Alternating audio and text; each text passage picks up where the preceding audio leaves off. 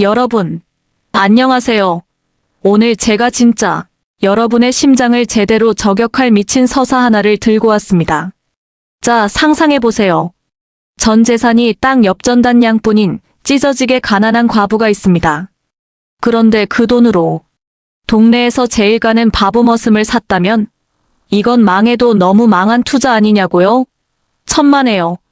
그 바보가 사실은 조선을 구할 최고의 장군이었다면 오늘의 이야기 단양짜리 서방님은 조선 제1의 대장군 시나리오 바로 풀어보겠습니다. 때는 바야흐로 임금의 힘은 미약하고 외놈들과 되놈들의 기세는 하늘을 찌르던 시절이었죠. 남쪽 바닷가 마을은 하루가 멀다 하고 왜구들 등살에 곡소리가 마를 날이 없었고 백성들의 등골은 탐관오리들의 수탈의 활처럼 휘다 못해 툭 하고 부러지기 직전이었습니다. 바로 그런 시절 바닷가에서 조금 떨어진 작은 마을에 옥분이라는 20살 과부가 살고 있었더랍니다. 본디 가난한 소장농의 딸로 태어나 18배 시집가서 남편 얼굴 본 날보다 밥 매러 나간 날이 더 많았던 기구한 팔자였죠. 그런데 혼인한 지 겨우 2해 만에 지독한 역병이 돌아 그나마 있던 남편마저 훌쩍 저 세상으로 떠나버렸으니 시댁에서는 기다렸다는 듯이 어디서 근본도 없는 것이 굴러들어와 내 아들을 잡아먹었다 며 머리채를 잡아 내쫓았습니다. 옥부는 변명 한마디 못하고 시집 올 때 가져온 옷까지 몇 점만 싼 보따리를 든 채 맨몸으로 길바닥에 나앉게 된 것이죠. 참 기가 막히고 코가 막힐 노릇 아니겠습니까? 사람이 죽고 사는 게 다 하늘의 뜻이거늘 그 모든 죄를 왜 며느리한테 뒤집어 씌우는지. 하여튼 그때나 지금이나 힘없고 빽없는 사람만 서러운 세상이었던 게지요. 그렇게 마을 어귀 다 쓰러져가는 초가삼간에 홀로 기거하게 된 옥분. 닷새였습니다. 백가죽이 등에 달라붙도록 굶은 지가 꼭 닷새째 되던 날이었죠. 마지막 남은 쌀 한 줌은 사흘 전에 이미 죽이 되어 목구멍으로 넘어갔고 이제 집구석에 남은 것이라곤 시어미가 던져준 엽전단 양이 전부였습니다. 흐으. 옥부는 마른 눈물을 삼키며 부뚜막에 놓인 엽전 꾸러미를 집어들었습니다. 이건 그냥 돈이 아니었습니다. 자신의 목숨값이자 마지막 남은 자존심이었죠. 이걸 들고 장에 나가 쌀이든 보리쌀이든 뭐라도 사서 입에 풀칠이라도 해야 했습니다. 그런데 말입니다. 그날따라 옥분의 발걸음이 쌀가게가 아닌 장터에서도 가장 시끄럽고 냄새나는 곳, 바로 노예들이 거래되는 인신매매장으로 향했더란 말입니다. 그곳엔 온갖 기구한 사연을 가진 이들이 짐승처럼 멍석 위에 앉혀져 있었죠. 빚에 팔려온 아이, 전쟁통에 잡혀온 포로. 옥부는 차마 그 광경을 보지 못하고 고개를 돌리려는데 유독 한 사내가 눈에 들어왔습니다. 산만한 덩치에 남들은 다 죽상인데 저 혼자 뭘 보고 그리 좋은지 해실해실 웃고 있는 사내. 그런데 그 꼴이 말이 아니었습니다. 온몸은 더러운 흙투성이에 동네 꼬마들이 던지는 돌멩이를 맞으면서도 아픈 줄도 모르고 헤헤 하고 바보처럼 웃고만 있는 겁니다. 그때였습니다. 기름진 얼굴의 노예 상인이 옥분을 보더니 능글맞게 말을 걸어왔습니다. 노예 상인 껄껄 웃으며 아이고 세댁.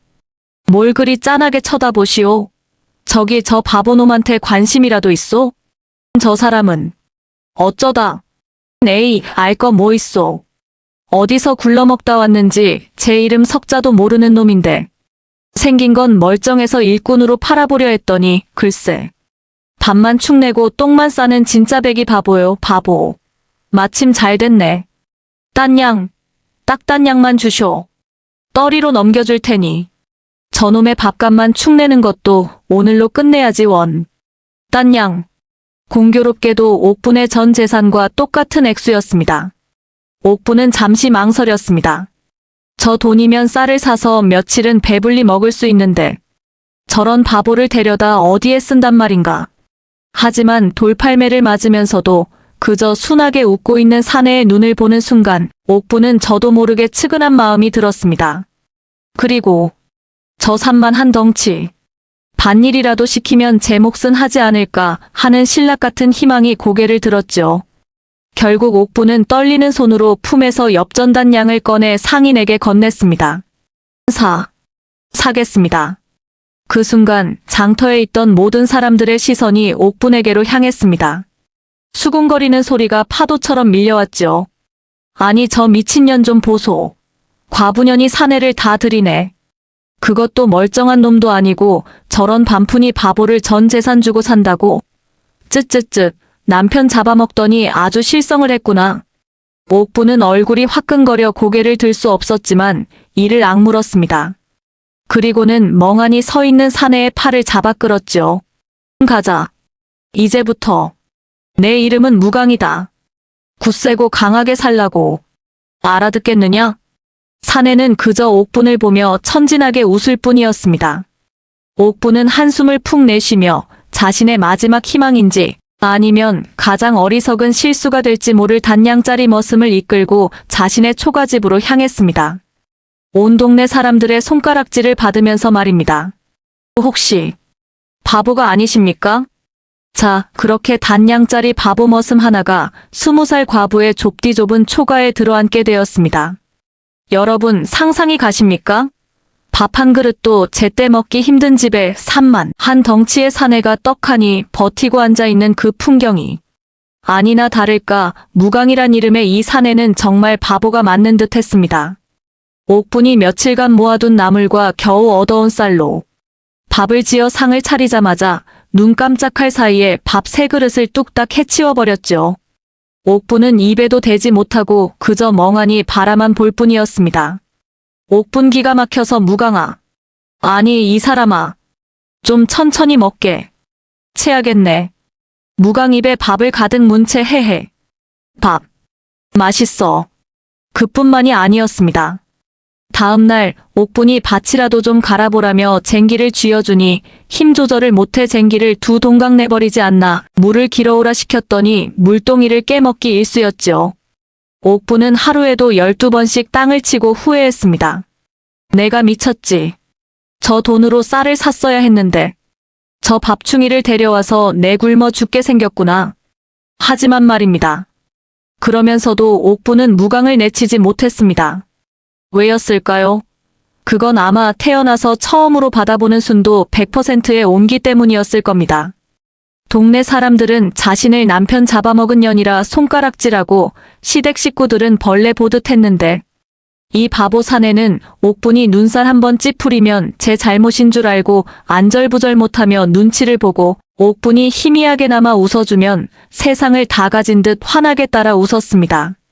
그 눈에는 어떤 계산도 멸시도 없었죠. 그저 주인에 대한 순수한 충심과 애정만이 가득했습니다. 옥분은 한숨을 쉬면서도 어느새 무강의 밥그릇에 몰래 자신의 밥을 덜어주고 있는 자신을 발견하곤 했더랍니다. 그러던 어느 날이었습니다. 이상한 일들이 벌어지기 시작했죠. 그 마을에는 유독 옥분을 못살게 구는 불량배 서넛이 있었습니다. 과부 혼자 산다고 우습게 보고 밤낮으로 찾아와 행패를 부리기 일쑤였죠. 그날도 저녁 나절에 그놈들이 술에 취해 옥분의 살인문을 걷어차며 소리를 질렀습니다. 이년아, 문 열어라. 내 놈 서방인지 머슴인지 들였다며. 술상 하나 내오지 않고 뭘 하는 게냐. 옥분이 두려움에 떨고 있을 때 방구석에서 꾸벅꾸벅 졸던 무강이 부스스 일어났습니다. 그리고는 말없이 밖으로 나갔지요. 옥분은 저 바보가 나가서 뭘 어쩌겠다고 하며 걱정했는데 밖에서 허 하는 비명소리가 2번 들리더니 이내 조용해졌습니다. 잠시 후 무강이 아무 일 없었다는 듯 흙 묻은 손을 털며 들어왔습니다. 밖에 무슨 일이냐? 그자들은 어찌 되었어? 무강 고개를 갸웃하며 몰라. 갔어. 다음 날 온 동네에 소문이 파다했습니다. 어젯밤 옥분이네 집 앞에서 행패를 부리던 불량배 놈들이 글쎄 팔다리가 죄다 부러진 채로 개울가에 처박혀 있었다지 뭡니까. 사람들은 어두운 밤길에 발을 헛디뎌 그리된 것이라 수군댔지만 옥분의 마음속에는 작은 의심의 씨앗이 싹트기 시작했습니다. 설마 무강이가? 의심은 며칠 뒤 확신으로 바뀌었습니다. 옥분이 겨울을 나기 위해 장작을 패고 있었는데 커다란 통나무 하나가 도저히 혼자 힘으로는 들 수가 없는 겁니다.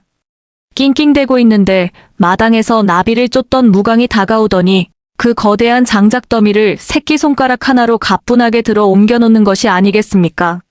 옥부는 입을 떡 벌린 채 그 모습을 바라보았습니다. 저건 사람의 힘이 아니었습니다. 그리고 결정적인 사건은 며칠 뒤에 터지고야 말았지요. 그날은 옥분이 무강과 함께 뒷산에 나무를 캐러 갔던 날이었습니다. 한창 도라지를 캐고 있는데 갑자기 숲이 술렁이더니 집채만 한 멧돼지 한 마리가 눈을 시뻘겋게 뜨고 달려나오는 겁니다. 끄어억! 성난 멧돼지는 곧장 옥분을 향해 돌진했습니다. 옥분은 비명을 지를 새도 없이 그 자리에 얼어붙고 말았지요. 아, 이렇게 죽는구나. 눈을 질끈 감는 그 순간이었습니다. 자신의 옆에 있던 무강의 분위기가 순식간에 변했습니다. 늘 해실거리던 바보의 얼굴은 온데간데 없고 얼음장처럼 차갑고 날카로운 눈빛이 번뜩였습니다. 무강은 땅에 있던 주먹만 한 돌멩이 하나를 집어들더니 번개 같은 속도로 멧돼지를 향해 던졌습니다. 돌멩이는 정확히 멧돼지의 미간에 박혔고 달려오던 기세 그대로 쿵 하는 소리와 함께 거대한 멧돼지가 땅에 처박혔습니다. 단 한 번의 공격이었습니다. 옥부는 다리가 풀려 그 자리에 주저앉았습니다. 먼지가 가라앉고 옥부는 피냄새와 함께 자신을 내려다보고 있는 무강을 보았지요. 그의 눈빛은 옥분이 알던 그 순박한 바보의 눈이 아니었습니다. 그것은 마치 수많은 생사를 가늠해본 숙련된 무인의 눈빛이었습니다. 혼란에 빠진 옥분의 귓가에 무강의 나직한 목소리가 들려왔습니다. 괜찮아. 그 한마디에 무강의 눈빛은 다시 원래의 순박한 바보로 돌아와 있었습니다. 하지만 옥분은 보았습니다. 아주 짧은 순간이었지만 그 안에 잠들어 있던 무시무시한 야수의 모습을 말입니다. 옥분은 떨리는 목소리로 물었습니다. 당신, 대체 누구시오? 정말 바보가 맞는 것이오? 단양짜리 머슴, 무강의 정체를 둘러싼 거대한 서사의 막이 이제 막 오르려 하고 있었습니다. 옥분의 마음속에 피어난 의심의 불씨가 채 꺼지기도 전 마을에는 진짜 불길이 피어오르기 시작했습니다. 그날 오후였습니다. 평화롭기만 하던 마을 포구 쪽에서 시커먼 연기가 솟아오르더니 이내 사람들의 찢어지는 비명소리가 온 마을을 뒤덮었죠. 왜구였습니다. 수십 척의 배를 타고 온 왜구들이 무태 내려 닥치는 대로 베고 찌르고 불을 지르기 시작한 겁니다. 마을을 지키는 관아의 군졸들은 그 수가 워낙 적고 오합지졸이라 왜구들의 칼날 앞에 맥없이 쓰러져 나갔습니다. 마을은 순식간에 생지옥으로 변했지요. 옥부는 본능적으로 무강의 손을 잡고 뒷산으로 도망치려 했습니다. 하지만 때는 이미 늦었더군요. 험상궂게 생긴 왜구 두 놈이 피 묻은 칼을 번뜩이며 옥분의 초가집 살인문을 부수고 들어왔습니다. 왜구일 음흉하게 웃으며 오호 여기 계집이 하나 있구나. 곱상하게 생겼으니 우리가 재미 좀 봐야겠다. 놈들이 더러운 손을 옥분에게 뻗치는 그 순간이었습니다. 방구석에서 멍하니 앉아있던 무강. 늘 초점 없던 그의 두 눈에 이제껏 본 적 없는 시퍼런 살기가 섬광처럼 스쳐 지나갔습니다. 잠자던 야수가 아니 잠자던 용이 마침내 눈을 뜬 것이지요. 무강은 자리에서 일어났습니다. 그저 일어났을 뿐인데 그 거대한 그림자가 방 안을 가득 채우는 듯한 위압감이 느껴졌습니다. 왜구놈들도 순간 움찔했지요. 뭐야 저 반푼이 같은 놈은? 내 놈도 죽고 싶으냐? 왜구 하나가 칼을 휘두르며 무강에게 달려들었습니다. 바로 그때였습니다. 무강은 몸을 살짝 비트는 것만으로 칼날을 피하더니 벽에 세워져 있던 낡은 낫 한 자루를 집어들었습니다. 그저 풀이나 베던 이가 다 빠진 낡은 낫이었습니다. 그 다음부터 벌어진 광경은 그야말로 인간의 몸짓이라고는 믿기 힘든 것이었습니다. 무강의 움직임은 단순한 싸움이 아니었습니다. 그것은 마치 물 흐르듯 이어지는 한 폭의 춤사위이자 적의 숨통을 끊는 완벽한 살법이었습니다.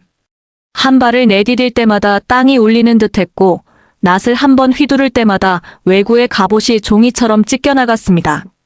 완벽한 보법, 급소를 노리는 치명적인 공격 마치 수백의 군사를 지휘하는 듯한 압도적인 기세. 크악, 커헉. 비명소리와 함께 왜구들이 추풍낙엽처럼 쓰러져 나갔습니다. 옥부는 자신의 집마당에서 벌어지는 그 광경을 숨도 쉬지 못한 채 지켜보았습니다. 이건 그냥 싸움을 잘하는 수준이 아니었습니다. 저것은 수많은 전장을 겪으며 피와 살로 익힌 살아있는 전쟁 그 자체였습니다. 마당의 왜구들을 순식간에 정리한 무강은 밖으로 나섰습니다. 그리고는 지옥도를 헤쳐나가는 신처럼 낫 한 자루를 든 채 마을을 휩쓸기 시작했습니다. 그의 주변으로 피보라가 휘날렸고 왜구들의 공포에 찬 절규가 울려 퍼졌습니다. 마을 사람들은 넋을 잃고 그 광경을 바라보았습니다. 늘 바보라고 손가락질하고 돌멩이를 던지던 바로 그 사내가 지금 자신들의 목숨을 구하고 있는 것이었습니다. 얼마나 시간이 흘렀을까요? 마침내 마지막 왜구의 숨이 끊어지고 마을에는 잠시 정적이 흘렀습니다. 무강은 수십 구의 시체 한가운데 피범벅이 된 채 우뚝 서 있었습니다. 그는 천천히 고개를 돌려 넋이 나간 채 자신을 바라보고 있는 옥분을 보았죠. 그의 눈빛은 여전히 얼음장처럼 차가웠지만 그 깊은 곳에서는 희미한 혼란과 슬픔이 일렁이고 있었습니다. 옥분은 그제야 깨달았습니다. 그리고 떨리는 입술로 나지막이 으쪼렸죠. 당신은 바보 머슴이 아니었구나. 이 나라를 호령하던 대장군이었구나. 단 양짜리 바보 머슴이 피로써 자신의 존재를 증명한 그 순간 옥분과 무강의 운명은 거대한 소용돌이 속으로 빨려 들어가기 시작했습니다. 낫 한 자루로 왜구 수십을 도륙한 미친 바보의 이야기는 그야말로 날개 돋친 듯 퍼져나갔습니다. 입에서 입으로 전해지며 이야기는 점점 부풀려졌죠. 어떤 이는 그가 둔갑수를 쓰는 산신령이라 했고 어떤 이는 옥황상제가 보낸 천상장수라 했습니다. 그리고 그 소문은 마침내 도성인 한양에까지 흘러들어갔습니다. 당시 조정은 북방 오랑캐들의 잦은 침략으로 골머리를 앓고 있었습니다. 변변한 장수 하나 없어 속수무책으로 국경이 유린당하던 그때 홀연히 나타난 초야의 고수 이야기는 임금의 귀를 솔깃하게 만들었죠. 여봐라. 당장 그자가 누구인지 알아보고 짐의 앞에 대령토록 하라. 하지만 임금의 명이 떨어지자 사색이 되어 벌벌 떠는 자들이 있었으니 바로 무강, 아니 이결을 모함하여 역적으로 몰았던 간신들이었습니다. 대감, 설마 살아있었을 줄이야. 그 지독한 놈이. 이대로 두었다간 우리 목이 10개라도 모자랍니다. 임금께서 그놈을 찾기 전에 먼저 손을 써야 합니다. 그날 밤으로 조선 최고의 실력을 가진 자객들이 검은 옷을 입고 옥분이 사는 작은 마을로 향했습니다. 한편 마을로 돌아온 옥분과 무강의 삶은 완전히 달라져 있었습니다. 마을 사람들은 더 이상 옥분을 남편 잡아먹은 년이라 부르지 않았고 무강을 바보라 손가락질하지 않았습니다. 그들은 두 사람 앞에 엎드려 절을 하며 자신들을 구해준 은인이라 칭송했죠. 하지만 옥분은 기쁘지 않았습니다. 그날 이후 무강은 자주 악몽을 꾸며 괴로워했습니다.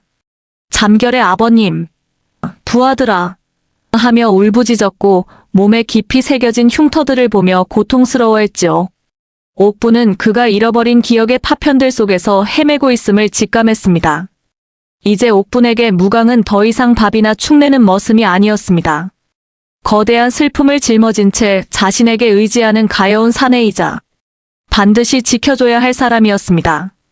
그날 밤이었습니다.